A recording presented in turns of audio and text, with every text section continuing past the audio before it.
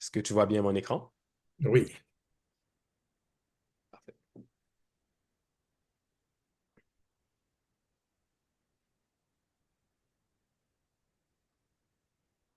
Parfait.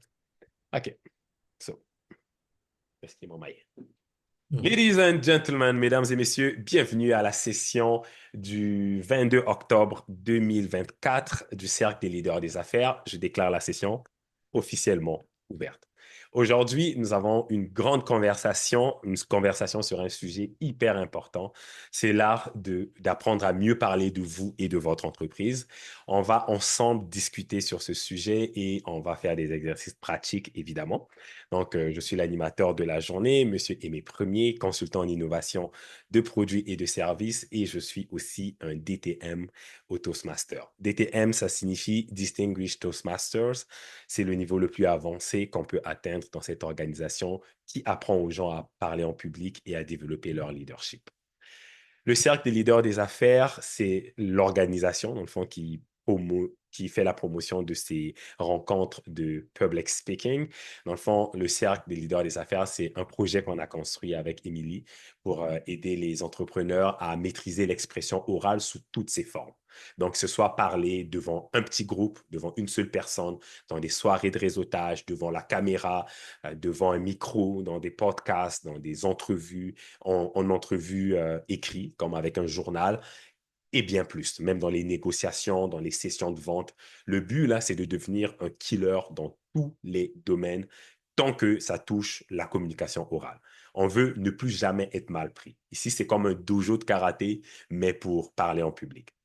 Dans le fond, la façon qu'on y arrive, c'est le but de ces rencontres, c'est de faire des présentations, de recevoir des rétroactions et de faire des improvisations. C'est vraiment les trois choses principales qu'on fait comme activité dans chacune des rencontres pour permettre aux gens de développer cette capacité à s'exprimer. Nous, on fait de l'apprentissage par la pratique, donc c'est très peu de théorie, c'est vraiment beaucoup plus de pratique. Fait que d'habitude, quand on tient les rencontres régulières, c'est des gens qui mettent leur nom sur la liste puis qui vont venir performer en avant, qui vont faire leur discours, leur présentation, leur pitch, leur conférence en format mini pour recevoir, dans le fond, des feedbacks. Donc, chacun peut venir présenter dans son domaine, puis nous, on va juste donner des feedbacks puis les aider à améliorer leur présentation. Dans le fond, je vais aller rapidement sur les règles. Il y en a 5, c'est des règles qui font vraiment du sens, c'est vraiment common sense. La participation active, évidemment, fait qu'il faut prendre la parole, sinon on n'apprend rien vraiment. Il ne faut pas monopoliser la parole, évidemment. Respect du temps, donc on commence à l'heure, on termine à l'heure. Le respect des autres membres, donc dépendamment des rencontres, on va peut-être partager des choses qui sont plus ou moins personnelles, donc c'est super important qu'on respecte les gens puis qu'on garde cette confidentialité-là. Puis avoir une attitude positive, évidemment. Ça fait mal quand on se fait donner des critiques sur notre présentation, notre façon de parler, notre gestuelle, mais il faut vraiment que tout ça soit fait de façon constructive et bienveillante. Comme ça, la personne qui le reçoit se sent encouragée. Puis même chose, quand on te donne des commentaires plus difficiles à accepter, ben, il faut se rappeler que les gens sont bienveillants envers nous. Ils font ça pour nous aider. Fait que d'habitude, je fais un tour de table pour savoir un peu, dans le fond, les personnes qui sont en avant, c'est quoi leurs besoins et tout ça. Pour toi, dans le fond, ce que je te demanderais peut-être, c'est juste de me parler un peu de ton expérience en prise de parole en public. As-tu déjà suivi un cours dans le passé? As-tu une formation pour devenir consultant dans ton domaine? Ça a l'air de quoi, là, ton background en arrière? Donc, parler en public par rapport à mon entreprise, ben, au début, j'avais perçu comme je voulais pouvoir vendre mon produit pour faire développer la business. Et maintenant, je suis rendu maintenant à un autre niveau. Donc, à un niveau peut-être de pouvoir présenter ça d'une autre manière, plus large, plus efficace aussi. Mais j'ai pas eu de formation, j'ai pas de Pour cette spécialité partie-là. pour cette partie-là, non. OK, Donc, fait qu'on vous montre juste comment vendre votre produit, c'est ça. puis les documentations, puis les règles à suivre, etc. Mais on vous aide pas, OK, voici comment tu fais pour mieux te communiquer, connecter, Non, rien de tout ça. j'ai pas de notion. Sinon, j'utilise mon bon sens, mettons, Ouais. de dire de souligner les points forts, les points faibles, et puis, à part les points faibles, les points forts, de souligner ce qui me fait, alors, ce qui me fait démarquer, Ouais. Mais à part ça, j'ai pas vraiment de technique en tant que telle de présentation de mon entreprise. Est-ce que tu penserais que ça aurait aidé d'avoir ça? Absolument, absolument. J'aimerais savoir euh, comment mieux le faire, comment le faire de manière efficace Ouais. et qui peut rendre ça rentable pour moi aussi à l'avenir, pour l'entreprise. Puis ça, c'est des bons feedbacks à donner à l'organisation aussi. Tu sais, quand ils forment des nouvelles personnes qui rentrent, je pense qu'avoir, tu sais, vous aurez pu former votre propre club à l'interne là, pour venir pratiquer, puis se roder. Puis c'est vraiment, vraiment hyper important, le public speaking, parce que ça nous suit dans tous les aspects de notre vie. Tu sais, c'est pas juste qu'on vend nos produits, c'est dans les relations avec nos clients aussi à long terme, tu sais, avec leur famille, nos relations publiques. Tout ça, ça nous suit dans les négociations, dans les ventes avant la vente, après la vente. Fait que je Yeah. pense que c'est un skill qui vaut la peine Oui, d'être absolument. développé. Alors, on arrive au sujet de la journée. Comment mieux parler de vous et de votre entreprise? Voici le schéma, en fait, central de comment les connexions se font dans le monde des affaires. En général, il y a le public, il y a vous et il y a votre entreprise. C'est comme un triangle. Ça veut dire que le public est capable de demander de l'information ou d'essayer de connecter avec les deux entités qui est de votre bord. Puis c'est les deux seules entités que vous avez le contrôle dessus. Le public peut soit questionner l'individu parce qu'il n'est pas sûr de ce que l'individu est en train de dire, questionner l'intégrité de la personne ou questionner l'entreprise, les pratiques, les prix, le fonctionnement, les garanties, et faire les deux. Des fois, ils mixent les deux.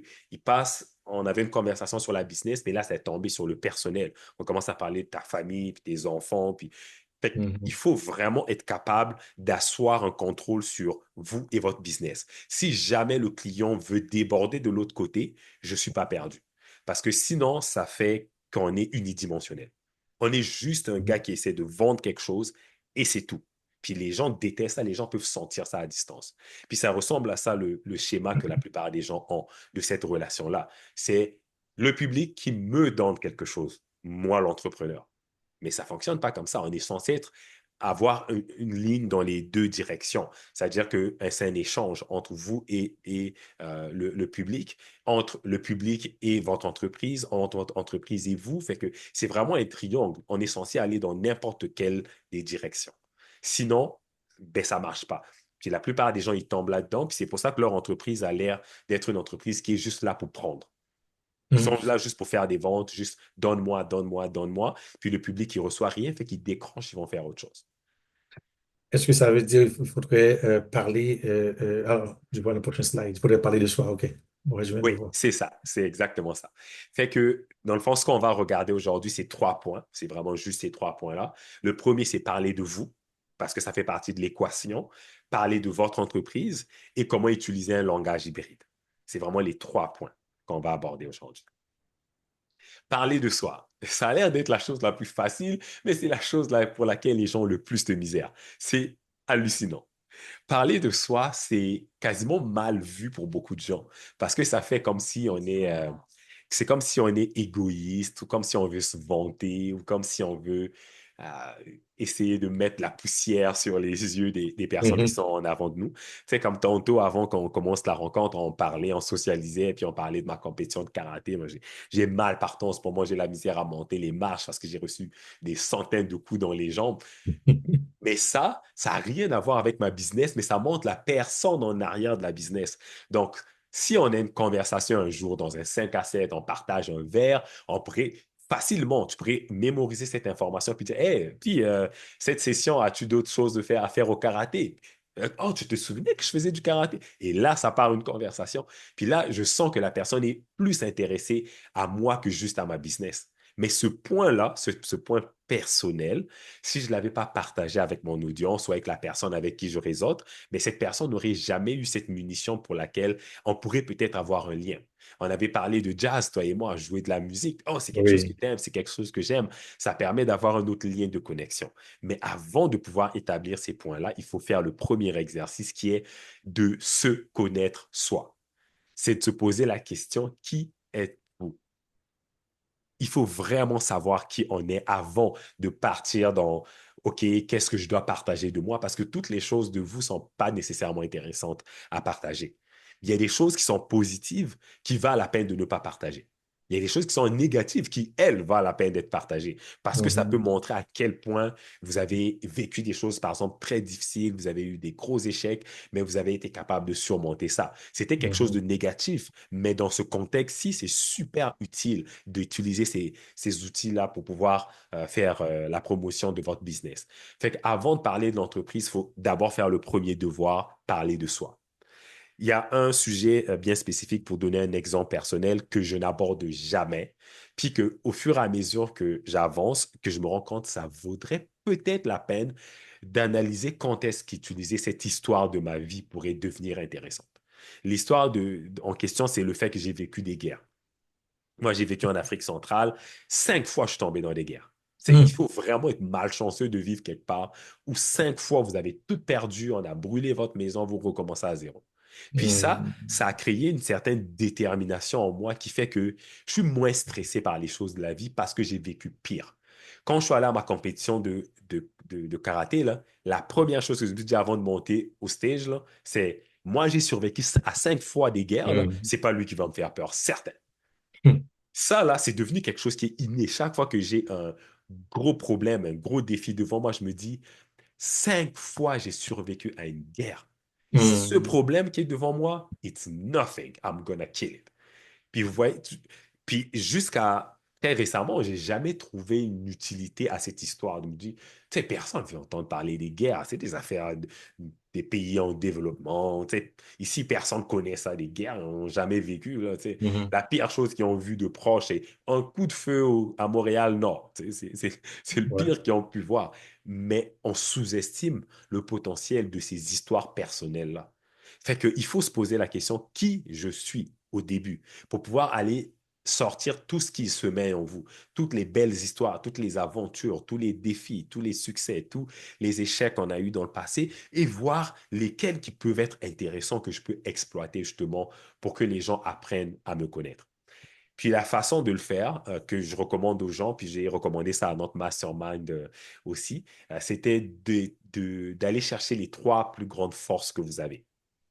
Mhm. Les 3 plus grandes forces que vous avez, ça va vous permettre de tout de suite avoir une façon de faire un portrait professionnel et personnel de qui vous êtes. Vous pouvez prendre des talents qui sont professionnels et des talents qui sont plus dans le monde réel, personnel, là. Mais il faut que ce soit des talents qui vont servir à l'entreprise. Je ne peux pas prendre, Mhm. je ne sais pas moi, je sais retenir mon souffle dans l'eau pendant 15 Mhm. minutes. En À cause- quoi ça, c'est utile dans ma conversation entrepreneuriale? Si je ne suis pas capable de faire un lien, je ne le mets pas là-dedans. OK? Oui. Fait que Est-ce que je peux te poser l'ex- une question rapidement? oui, absolument. Euh, Est-ce que ce slide-là va être disponible Mhm. OK, La super. vidéo puis le slide, les OK. PowerPoint vont être disponibles. Merci, merci.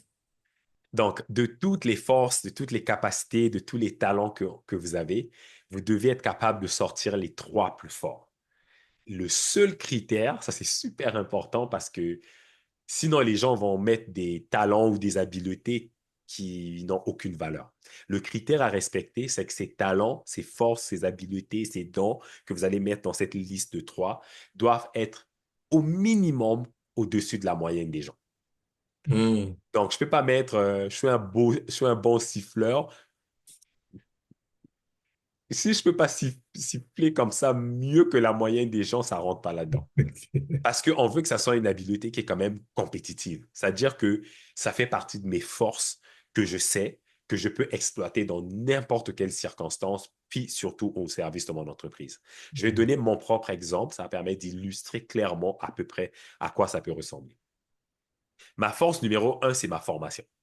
Je suis consultant en innovation de produits et de services. Donc, chaque fois que je parle avec des gens, s'ils me disent un peu, parle-moi un peu de toi, genre, qui t'es dans la vie de tous les jours, je vais leur dire la première chose, moi, là, je suis un passionné d'innovation. Ma tête, là, elle explose d'idées incroyables. Quand je vois un produit, je vois un service, je vois une publicité, j'adore ça. Les gens, là, ils skippent les publicités. Moi, là, j'arrête pour regarder la publicité parce que j'adore voir comment quelqu'un est capable d'inventer quelque chose à partir de rien.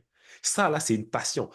Quand j'en parle, on le sent. Dans mon non-verbal, on sent que là, il est allumé. Là, c'est quelque chose qu'il sait, qu'il connaît, qu'il maîtrise, qui a de l'expérience là-dessus, puis je peux en parler pendant des heures.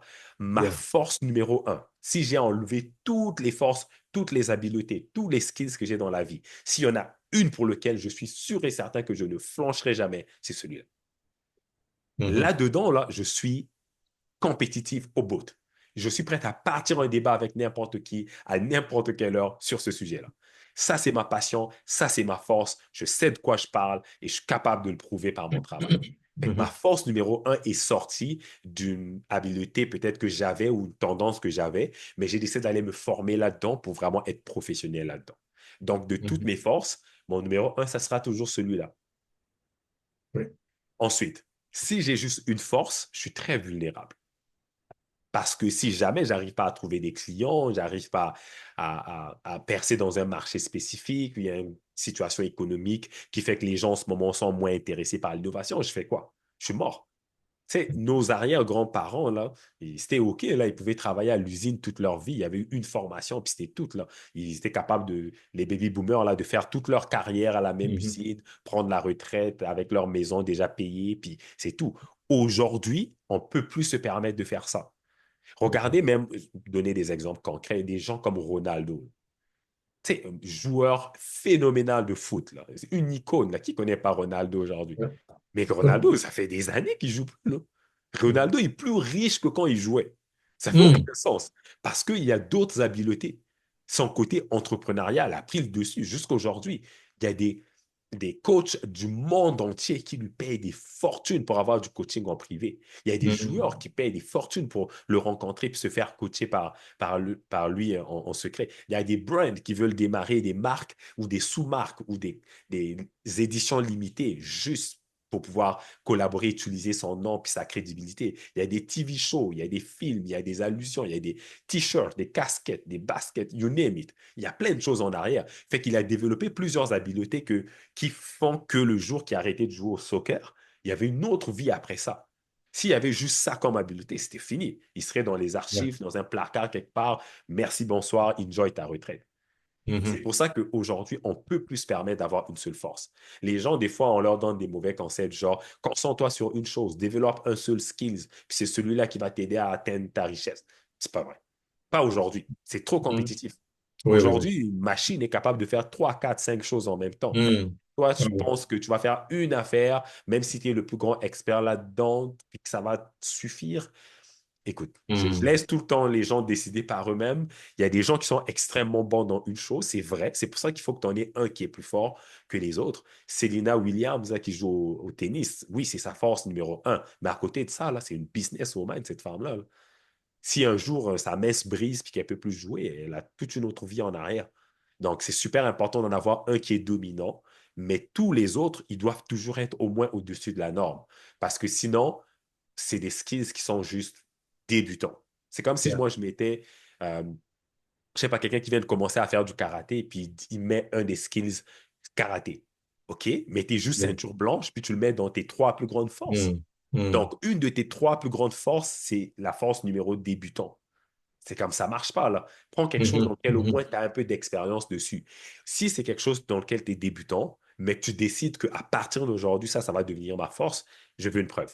Je veux une inscription dans une formation, une session de coaching. C'est-à-dire que tu décides activement à partir d'aujourd'hui, c'est la dernière journée que je poche là-dedans. Mhm. Je règle ça tout de suite. Je vais me former à partir de maintenant parce que dans un an, je veux que ça rentre dans cette liste des trois. Pour que ça devienne, je suis meilleur que la moyenne des gens pour faire cette tâche-là ou dans cette habileté-là. Mon deuxième skills, pour continuer mon exemple, c'est parler en public. Je me suis rendu compte qu'être un bon consultant en innovation, ça ne va pas servir à grand-chose si je ne suis pas capable de bien communiquer mes idées novatrices. Si Yeah. un client vient me voir avec un problème, puis là, je suis en train de dire, comment je peux t'expliquer ça? Quel exemple je peux te prendre? Ça, là, ce que je suis en train de faire, là, bafouer, chercher mes mots, le client, là, il décroche. Il passe à autre chose. Mhm. Ça devient douloureux. En fait, ça se voit même quand les gens, ils voient que la personne a de la misère à communiquer, ils sont mal à l'aise pour toi. Mhm. Surtout sur le stage, là, les gens de l'empathie sont comme, oh, pauvre gars, il est en train de se casser la gueule, j'ai tellement pitié, j'ai envie de lui donner un Mhm. hug. J'ai dit non, non, non, je ne veux pas Mhm. finir comme ces gens-là. Fait que dès Mhm. que j'ai réalisé qu'il faut que j'apprenne à parler en public, je suis allé tout de suite m'inscrire au Toastmaster. Fait que quand j'ai décidé que ça, c'était un de mes trois skills les plus forts, il n'était pas très fort. Mais j'ai décidé tout de suite de poser une action concrète pour qu'il devienne fort. J'ai une question pour toi, Aimé. Oui. Je vois que tu parles avec aisance, vraiment, vraiment bien, ça coule comme de l'eau à boire. Est-ce que tu penses que Toastmaster t'a vraiment aidé avec ça ou tu l'avais déjà eu, tu as juste appris des quelques techniques à la base? Parce que je me demande, est-ce que je ne devrais pas faire ça comme my next move? En Parce que, fait, ouais, Toastmaster m'a aidé à comprendre ce qui me manquait, puis à comprendre c'est quoi parler en public. Avant ça, j'avais confiance en moi. J'ai toujours eu confiance en moi. C'est pas quelque chose avec lequel j'ai eu de la misère dans ma vie, mais je confondais avoir confiance en moi avec être capable de bien m'exprimer. C'est deux choses complètement différentes. Il y a beaucoup de OK. gens, là, tu sais, comme les statistiques reviennent tout le temps, c'est tout le temps les mêmes chiffres à peu près. C'est à environ 80% des gens qui ont peur de parler en public. Ça, c'est ceux qui l'avouent. Les 20 autres pourcents, là, c'est la plupart des gens là-dedans sont en train de mentir aussi parce qu'il y en a qui pensent que moi, j'ai pas peur des gens, fait que je peux m'exprimer. C'est pas vrai. C'est pas parce que tu peux te lever devant des gens puis parler que tu es un bon orateur. J'ai su ça le jour numéro un que je suis à l'Autosmaster. OK. Ce jour-là, j'ai pris la parole et c'est là que j'ai réalisé que oui, j'ai pas peur des gens qui sont en avant de moi de me lever puis d'avoir toute l'attention sur moi, mais à côté de ça, il y a tout un univers. Comment je parle, les pauses que je fais, ma prononciation, la vitesse, Ouais. l'intensité, Mm. les gradations, le regard, le balayage visuel, comment je me déplace, ma gestuelle, tout ça là, c'est pas la confiance en moi qui règle ça. C'est qu'il faut que j'apprenne la technique de comment je fais ça. Comment je fais pour faire rire les gens. Comment je fais pour quelqu'un qui est en train de me distraire ici, d'ignorer cette distraction-là, puis de continuer à parler en face. Parce que ça va arriver tout le temps. Tu fais une présentation, un cellulaire commence à partir. Puis Mhm. là, toi, tu décroches, puis après, tu te rappelles plus où est-ce que tu étais rendu, c'est mort. Même chose quand tu parles à une entrevue, à quelqu'un te pose une question bang, à laquelle tu ne t'attendais pas. Tu fais quoi? OK. Ça, c'est Toastmaster qui m'a appris ça. Par Merci. contre, Toastmaster m'a montré aussi la limite. C'est que Toastmaster, c'est plus devenu un réseau social de développement de la communication. C'est pas assez Mm. avancé pour être capable de commencer à parler dans des vidéos, faire des podcasts et tout. Toastmaster te donne une base. Parce qu'à la base, Toastmaster, c'était pour les individus. C'était pour la vie de tous les jours, juste apprendre à être social dans la vie. C'était Mhm. pas pour être un professionnel en tant qu'orateur. C'était pas ça le but, puis ça n'a jamais été le but. C'est aujourd'hui que les gens ont essayé d'emmener cette nuance. Mais quand tu regardes le programme de Toastmaster, après avoir fait tous les programmes qui sont dans Toastmaster, je les ai toutes faits, puis j'ai atteint le plus haut niveau Toastmaster qui est le DTM. Donc, ça vient avec une espèce de plaque. Je l'ai mis quelque part ici dans mon bureau. Puis, une fois que tu as atteint ça, tu as tout fait au Toastmaster. Puis, c'est là que j'ai réalisé que le côté entrepreneurial et professionnel, il n'est pas du tout là, il n'est pas suffisant. Ça me préparait pas à emmener ça dans ma vie professionnelle. C'est pour ça Mhm. que j'ai décidé de créer justement cette compagnie, de créer cette branche-là là, de réseau d'innovation. C'est pour vraiment aller emmener ce côté, OK, on va parler de façon professionnelle, dans mon domaine à moi, avec mes skills à moi, avec qui je suis, avec la voix que j'ai déjà, etc. Si tu vas au Toastmaster, ça va t'aider, mais tu vas voir la limite assez rapidement parce que ça Mhm. reste interpersonnel, c'est pas professionnel. Ah, OK, je comprends. OK, parce que je pense que je vais devoir probablement prendre une décision pour développer le côté parler en 100%. public plus, parce que je n'utilise pas souvent en plus. Par Ouais. exemple, quelqu'un qui est un pasteur, c'est sûr, il est amené à parler en public à chaque dimanche. Par la pratique, peut-être il va développer cette habilité-là, je pense. Un Mais moi, peu, un un peu. peu, mais pas nécessairement parce qu'on voit des orateurs là ben, des gens qui se disent orateurs là, qui parlent beaucoup, mais ils font tout le temps les mêmes erreurs. Parce que Hmm, justement, la pratique ne va pas nécessairement t'aider à améliorer certaines choses. La pratique va t'aider à solidifier les choses. Mais si tu as des mauvaises choses, tu vas ouais. solidifier les mauvaises Les choses. mauvaises C'est pour habitudes ça qu'il aussi. faut tout le temps avoir un mix des deux. Je continue à apprendre, puis je pratique ce que j'ai appris. J'apprends, je pratique. Fait que nous, dans le fond, avec Leader des affaires, les gens Hmm, vont apprendre à pratiquer toutes les choses qu'on fait en ce moment-là. Même le PowerPoint que j'ai fait, là, ils vont avoir à pratiquer à faire des PowerPoint.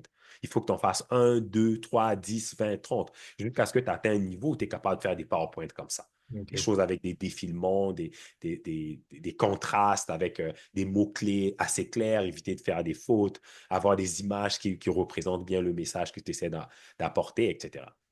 Donc, Mhm. c'est un peu le but de ce qu'on est en train de mettre en place en ce moment. Parfait. Donc, le Toastmaster pourrait être un à côté, alors, après. Absolument. Absolument. Entre Toastmaster ou rien, je dis que Toastmaster, c'est une très, très bonne Mhm. alternative. Donc, pour revenir à mon exemple, mes trois plus grandes forces, l'innovation, parler en public, et ensuite, j'ai rajouté la vidéo. La vidéo, ça, c'était plus un hobby personnel que j'avais, que depuis 2009, que j'ai commencé à faire mes premières vidéos, 2008-2009, que j'ai commencé à faire des premières vidéos tout seul. En 2010, j'ai eu mon premier Mac. Puis là, j'ai vraiment commencé à aimer ça. Puis depuis, là, je fais des vidéos. Fait que, à cause que j'ai joué avec personnellement longtemps, j'ai développé une habileté qui devient au-dessus de la moyenne des gens qui font des vidéos. Je comprends tout de la vidéo. Je comprends les frame rates, je sais comment filmer en HD, en log, je sais comment utiliser ma caméra, je sais comment utiliser des micros pour le son, je sais comment utiliser l'éclairage, je sais comment faire le montage, le découpage, utiliser les effets spéciaux, acheter des multimédias pour ajouter à l'intérieur de mes vidéos, ce qu'on appelle des B-rolls, Mhm. des vidéos stock dans le fond. Je sais comment trouver la bonne musique pour la vidéo, je sais comment matcher la musique et la voix, changer les volumes. Tu sais, j'ai quand même, je ne suis pas un expert, mais j'ai assez de connaissances que je suis largement au-dessus de la moyenne des gens. Mhm. Puis ma conclusion par rapport à cet exercice ici, le premier exercice, c'est ceci. Il faut que vos habiletés, et si vous voulez être capable de prouver que vos habiletés sont au-dessus de la moyenne, c'est que chacune de mes habiletés peut devenir une business et je suis capable de faire de l'argent. Là, je me pose la question. Si aujourd'hui, j'ai que le premier habileté, est-ce que je suis capable de bâtir une business et être payé pour l'innovation? Ma réponse est 100% oui, parce que je le fais en ce moment. Si j'avais enlevé le premier, puis j'ai juste parlé en public, est-ce que moi aujourd'hui, je suis assez bon en tant qu'orateur pour faire une nouvelle business dès demain, juste parler en public? 100%. Je n'ai pas de crainte. Je sais comment parler en public. Je ne suis pas parfait. Il y a personne qui est parfait en fait, mais je suis capable d'apprendre un sujet, puis de pouvoir faire des conférences là-dessus. Je pourrais devenir un motivateur demain. Je pourrais devenir Mhm. un conférencier en RH demain.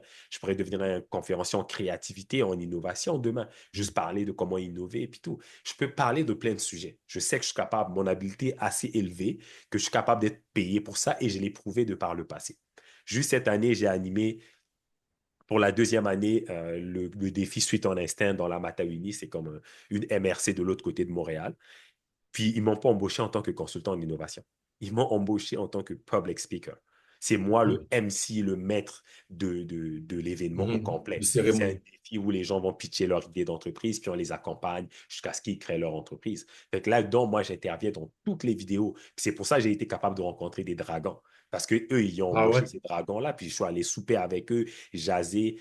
Fait que c'est vraiment cool. À cause de ça, mon réseau d'affaires a grossi parce que j'aurais jamais pu rencontrer ces deux dragons-là si Mhm. j'avais pas eu ce gig-là de parler en public, qui au final a fait un lien avec le premier aussi, parce qu'il voit que je ne peux pas juste parler en public, je peux aussi être un bon consultant en innovation. Donc, je peux donner des idées novatrices, comment faire le défi qui soit plus intéressant, trouver un thème pour cette année, rendre ça plus interactif. Et en Ouais. plus de ça, j'ai eu un autre contrat pour le numéro 3, la création de vidéos. C'est moi qui ai Mhm. monté toutes les vidéos de toute la série jusqu'aujourd'hui. Wow. Si tu vas sur toninstinct.ca, tu vas voir toutes les vidéos qui sont là, c'est toutes moi qui les ai faites. C'est Mhm. moi qui fais les voice-over quand c'est pas moi qui est à la caméra. Sur les plateformes des réseaux sociaux, j'ai monté même le bootcamp qu'on a fait. On a passé 3 jours avec tous les entrepreneurs. On a dormi ensemble, on a travaillé sur nos projets. Puis à la fin, je les ai préparés à faire des pitchs devant le dragon.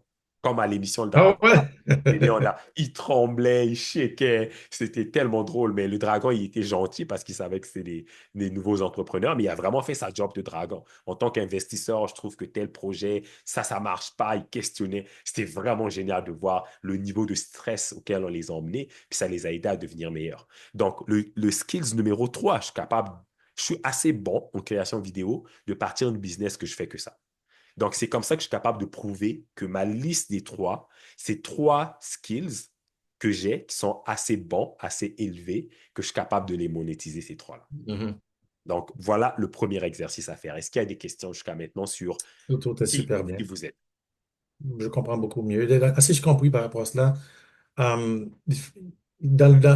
au moment d'une présentation envers un client ou envers un public, Ouais, ce qui était motivé, mettons, pour les produits financiers, euh, il faudrait que je trouve, mettons, par exemple, une des forces que j'ai, c'est la musique.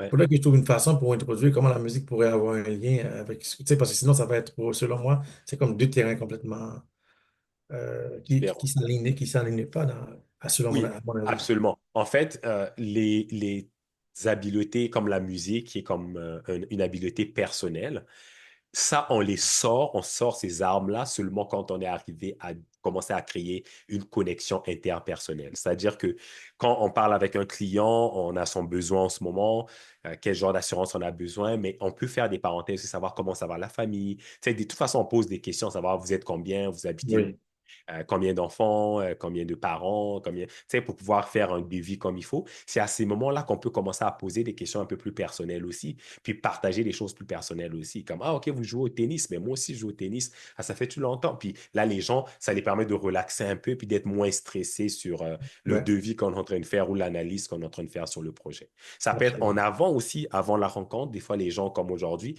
on avait l'occasion de discuter un petit peu, puis là, on peut parler des choses un peu plus personnelles, Mhm. puis là, après, on parle business, ou parfois c'est à la fin, après la rencontre, avant de se laisser, mais là, on parle dans des trucs un peu interpersonnels. Ça peut Mhm. arriver aussi quand on décide d'emmener nos clients dîner, aller prendre un verre, des choses comme ça. C'est sûr que quand on arrive là, c'est pas tout de suite sortir des dossiers puis tout. Tu sais, ça peut être aussi Non. juste connecter, Mhm. jaser. C'est là que ces choses-là sortent. L'idée, c'est pas de les mettre tout de suite en avant des gens quand on est censé avoir une rencontre professionnelle. Ils vont avoir l'impression que c'est du n'importe quoi.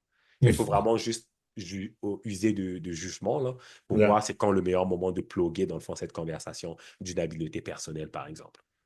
Parfait, merci. Voilà.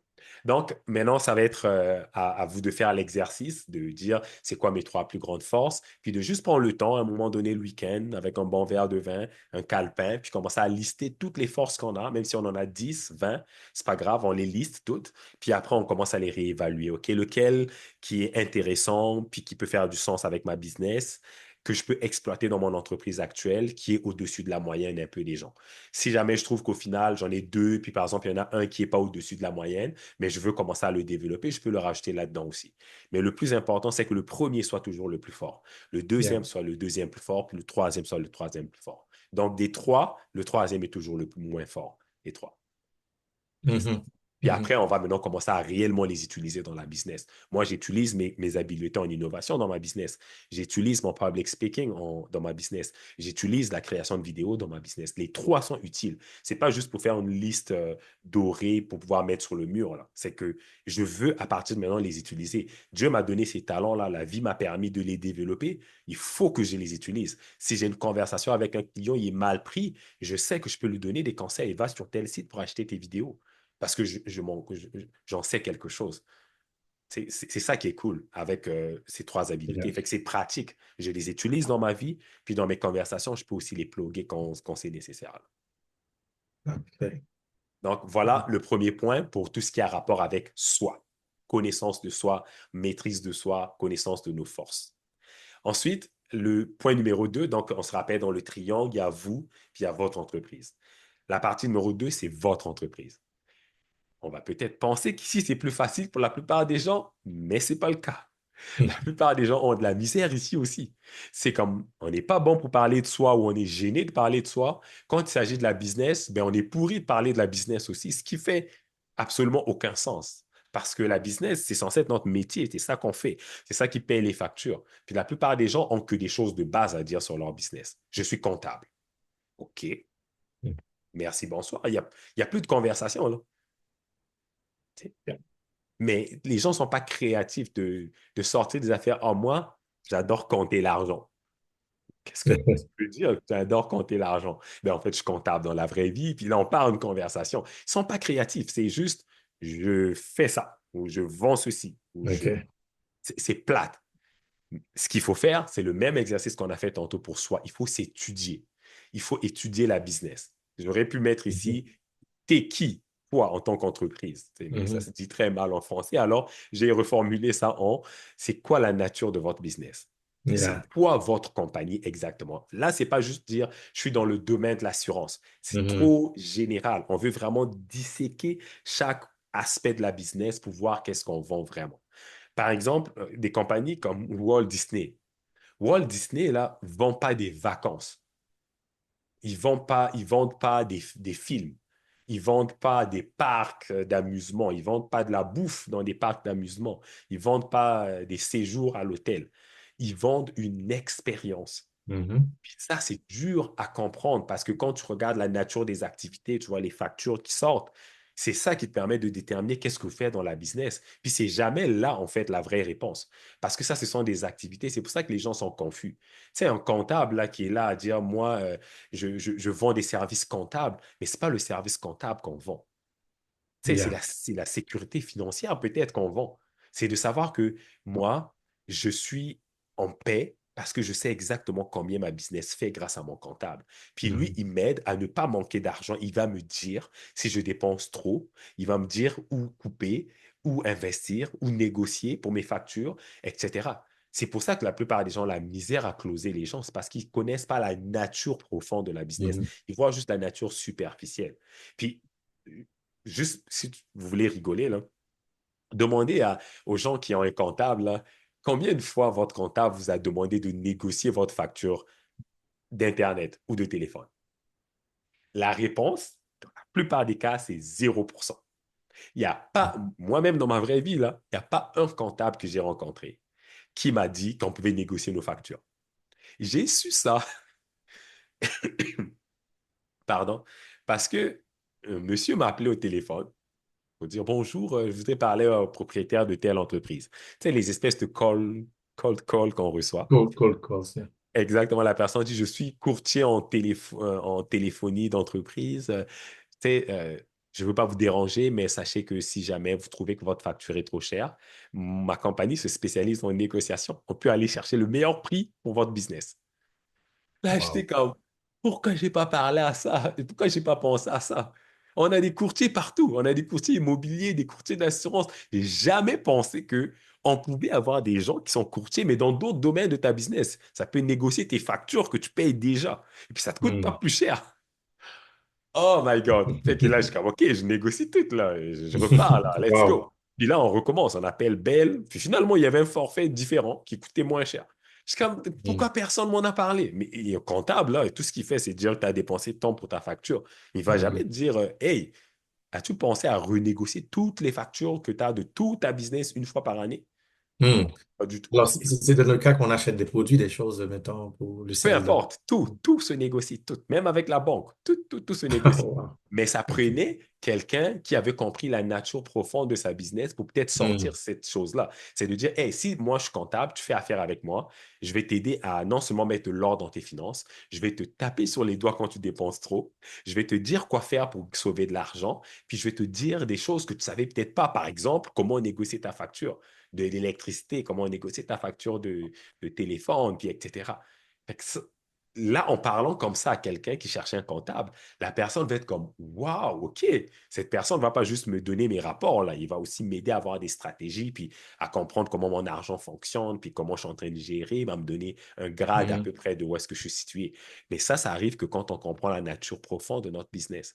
Donc, l'idée, c'est d'étudier son entreprise, puis d'étudier c'est quoi les trois plus grandes offres ou forces de notre business.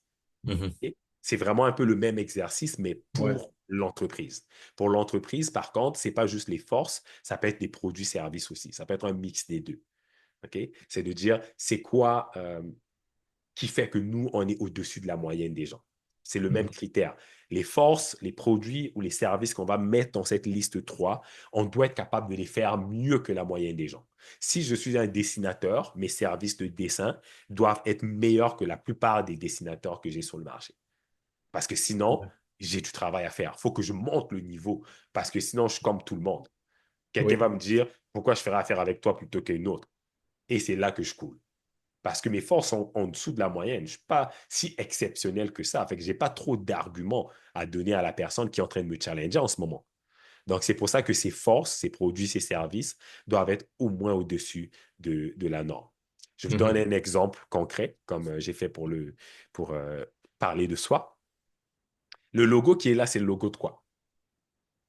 Oui, le logo de Amazon. That's it. Puis il n'y a même pas le nom Amazon. On est capable Mhm. de tout de suite se rappeler c'est quoi ce logo parce que ils sont au-dessus de la moyenne. On le sait là, c'est facile. Et ça, c'est la preuve. C'est qu'on a juste à mettre l'icône, même si c'est pas écrit le mot complet Amazon, on est capable de savoir c'est quoi. Qu'est-ce qui Yeah. fait que Amazon est une entreprise au-dessus de la norme? OK?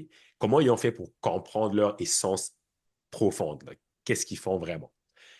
La boutique en ligne, c'est leur force numéro un, évidemment. C'est l'espèce de gros centre commercial virtuel où tu peux acheter quasiment n'importe quoi. N'importe quoi. Ouais. On peut acheter des vêtements, on peut acheter des suppléments, on peut acheter des lits, on peut acheter des équipements, des ordinateurs, des jouets, you name it. Leur boutique en ligne, c'est leur force numéro un. Vous enlevez la boutique en ligne, Amazon is gone. Il n'y a plus Mhm. rien qui tient. Mhm. Fait que pensez-vous que Amazon va mettre beaucoup d'énergie sur la boutique en ligne? Ça vaut-tu la peine de mettre Oui. autant de force puis tout ça Ouais. sur la boutique en ligne? You bet.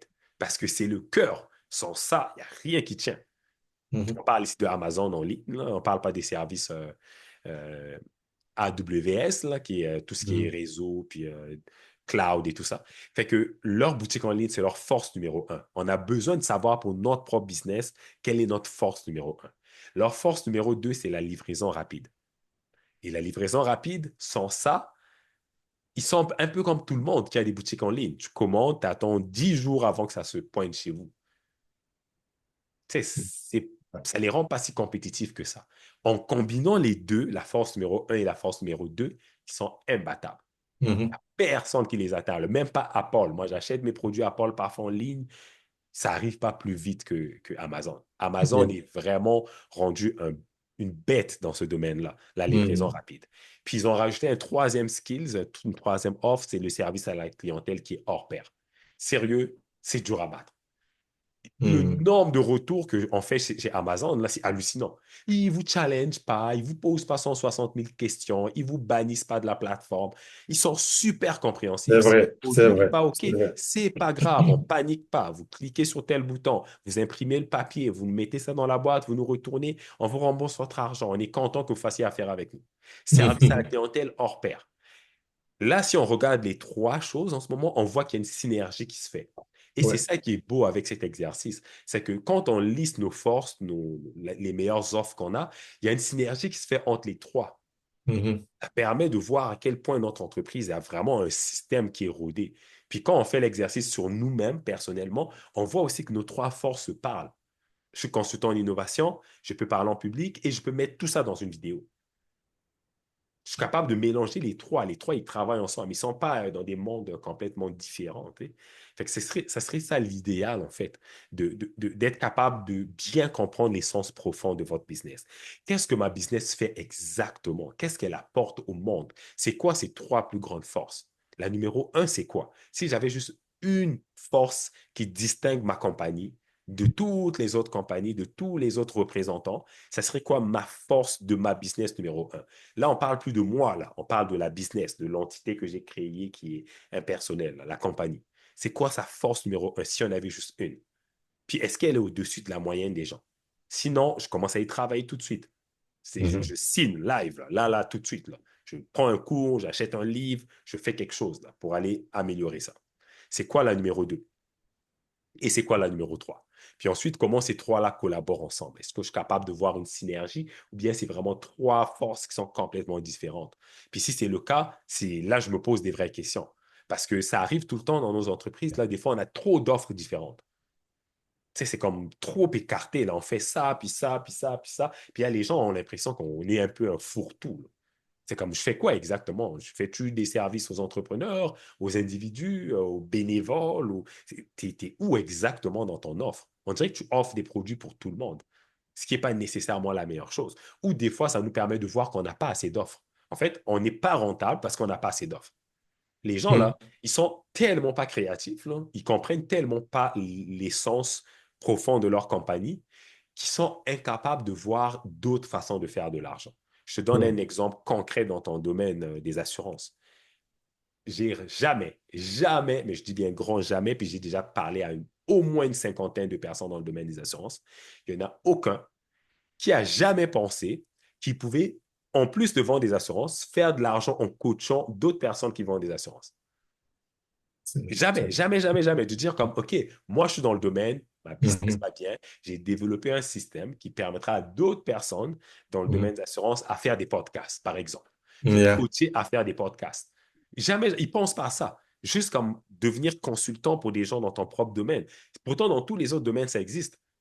Des Oui. Tiger Woods, là, ils sont consultants pour d'autres golfeurs, là. Les gens viennent les voir frapper à leur porte, s'il vous plaît, j'ai besoin de conseils, puis tout, là. qui sont capables de facturer des gros montants pour aider d'autres personnes dans leur domaine. Puis les Mhm. gens ont, je sais pas, une espèce de crainte que, oh, il va devenir mon compétiteur ou je sais pas quoi. Ou... Les gens ne pensent pas à ça, que je peux Mhm. devenir, je vais facturer d'autres gens dans mon domaine pour écrire des livres virtuels que tu donneras à tes clients pour pouvoir collecter leur email puis commencer à créer une relation. Ou je vais devenir consultant pour d'autres personnes dans mon domaine, mais pour faire des sites Internet.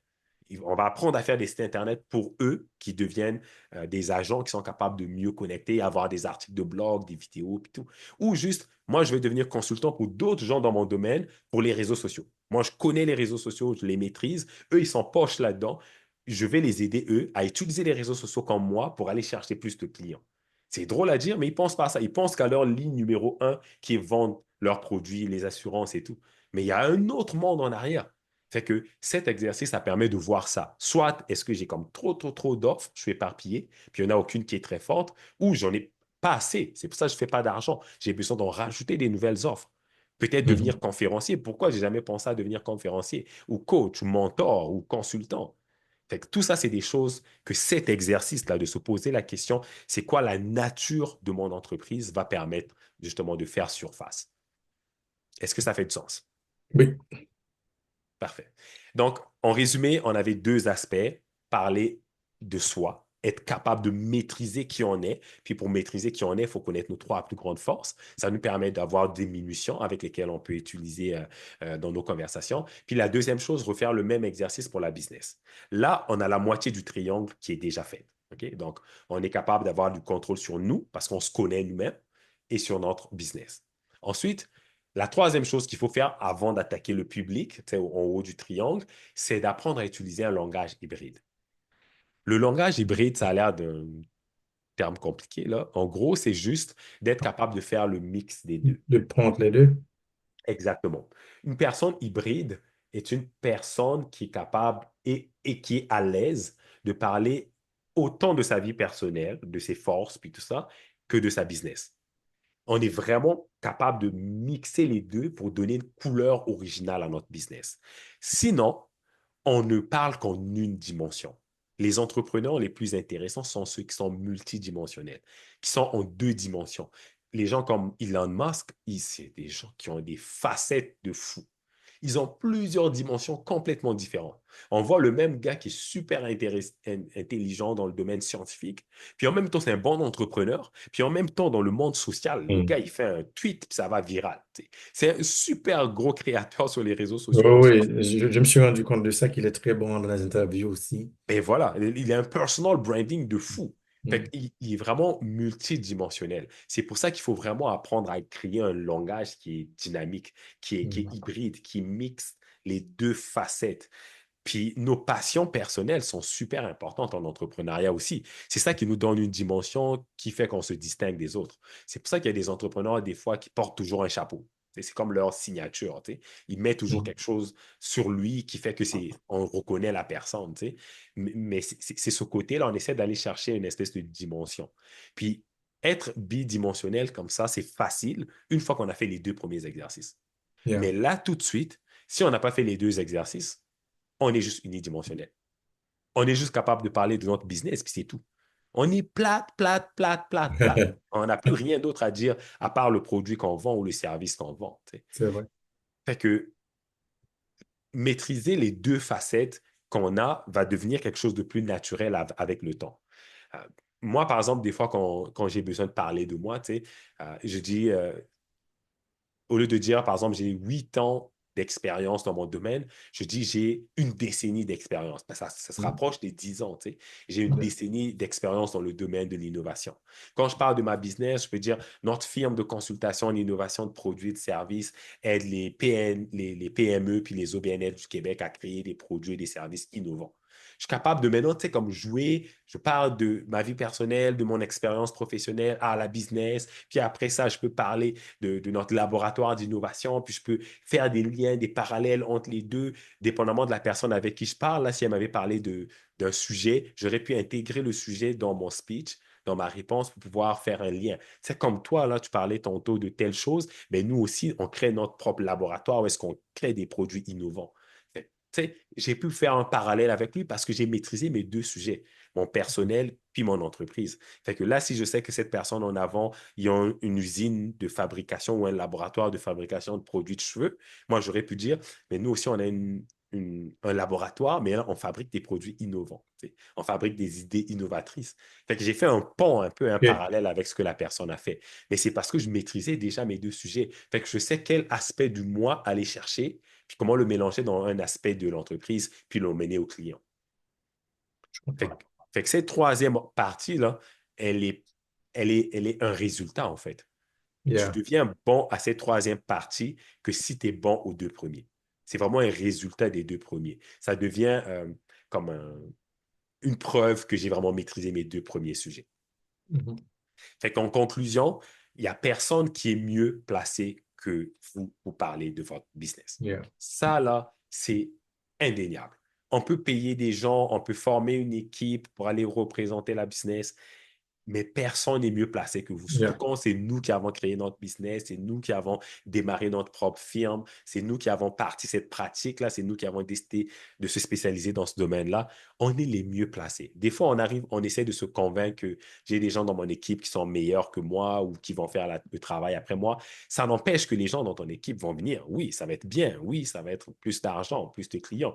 Mais soi-même, vous-même en tant qu'entrepreneur, c'est super important de garder cette philosophie-là dans la tête qu'il faut que j'apprenne à parler de ma business. Parce que les gens, là, je ne les maîtrise pas. Les gens peuvent partir en congé maladie indéterminé, un congé parental indéterminé. Les gens peuvent démissionner du jour au lendemain et on finit par se retrouver seul encore. Puis c'est là qu'on regrette de ne pas avoir développé cette habileté-là. Puis Yeah, cette c'est ça. habileté, elle ne va pas juste servir dans faire des pitchs avec les clients, ça va servir partout dans des conversations, dans des soirées, sur le stage, hors du stage, dans des podcasts, dans des entrevues, dans des négociations, you name it. Donc, ça vaut vraiment la peine d'apprendre à parler de soi, de se maîtriser soi-même, de bien étudier sa business et de maîtriser tout ce que sa business a à offrir pour pouvoir combiner les deux et emmener ça à la clientèle. Voilà. Mhm, mhm, mhm. Est-ce qu'il y a des questions? Oui, mais quand on parle de soi, mettons avec un client, parce que quand on fait une présentation, ça peut être envers un client, envers un public ou euh, en face à un autre homme d'affaires qu'on voudrait peut-être trouver une façon de collaborer ensemble. Et quand on parle avec un client, normalement, parler de soi, je saurais montrer pourquoi que mes expériences passées pourraient faire de moi un bon conseiller pour lui, quelque chose comme ça, je pense, non? À 100%, oui. Mhm. Fait que la question, c'est de savoir si on peut utiliser les expériences passées pour montrer au client qu'on peut être un bon fit. Oui, exact. Parce que quand on présente avec un client, il veut avoir confiance en nous. Parce que tout ça, là, va créer la confiance. Quand on parle bien Exact. de la compagnie, on parle bien de nous autres, ça va créer un climat de confiance que je peux faire confiance à ce monsieur-là. Il connaît sa matière. Tout à Sans fait. trop se vanter, mais je comprends qu'il faut prendre le temps de bâtir ça. On ne peut pas juste improviser ça comme ça, là, Exact. C'est super important le point que tu poses comme question là. C'est oui, parler des expériences passées, ça aide à créer une espèce de crédibilité. En fait, c'est tellement important que les gens payent même pour ça. Hmm. Payent pour avoir des reviews, par exemple, sur Google, sur Mhm. Facebook, parce que ça Mhm. crée justement cette crédibilité-là. Puis honnêtement, Mhm. je le réalise de plus en plus que j'avance, là. Je suis plus porté à recommander aux gens qui n'ont pas un gros budget d'investir à payer leurs clients existants satisfaits pour qu'ils laissent des reviews sur Google que de payer de l'argent en publicité. C'est vrai. Pour vrai, quand tu arrêtes de payer en publicité, ça disparaît. Il n'y en a plus. Quand je paye un de mes clients ou je le remercie, je dis, écoute, je t'offre une carte cadeau de $50 juste pour ton temps puis pour ton énergie, mais j'aimerais ça avoir un review du bon travail qu'on a fait ensemble sur Google. Si la personne va le faire, ça reste là. Ça, c'est ce qui est cool. Je donne une carte cadeau d'Amazon, $50, je mets ça dans mes dépenses cadeau client, je passe à autre chose. Je trouve que ça a plus de valeur parce que si quelqu'un va te googler, il voit le nombre de reviews qui apparaissent comme, oh, OK, il y a beaucoup de gens qui font affaire avec eux, là, ça vaut la peine d'y aller. Puis ça, c'est pas de la publicité, c'est des vrais individus, là, avec leur compte qui ont décidé d'aller faire une phrase puis mettre un nombre d'étoiles, ça vaut la peine, tu sais. Fait que moi, je trouve que ça a plus de valeur, ça, là, ce story success story, que même aller Mhm. faire de la publicité dans certains domaines. Donc Des oui, ça, on a témoignages. des exemples, on a des preuves, on a des trucs comme Google qui peut parler pour nous, Facebook, ça vaut la peine. Je pense que ça vaut Oui. vraiment la peine. Puis Mhm. entre les deux, pour ceux qui veulent aller chercher des reviews sur Google ou Facebook, 100% j'irai avec Google. Facebook, le nombre de gens qui se font bloquer leur compte, là, tu imagines, tu as Hmm. 150 reviews sur Facebook, puis du jour au lendemain, ils ont décidé de bannir ta page. Tes 150 reviews partis dans l'eau. Ouais, tout Ça, perdu. là, c'est Yeah. frustrant. Surtout si tu as remercié tes clients avec un petit cadeau en plus. Tu as dépensé tout ça pour rien. Tu fais quoi? Tu leur redemandes encore d'aller faire Hmm. un review sur Google. Ça marche pas. Yeah, c'est vrai. Donc, si j'ai le choix entre les deux, ça serait ça. Merci. Voilà. Alors, j'espère que ça a été une bonne session. J'espère que vous avez appris beaucoup de choses intéressantes. Et la vidéo et le PowerPoint vont être disponibles après la rencontre.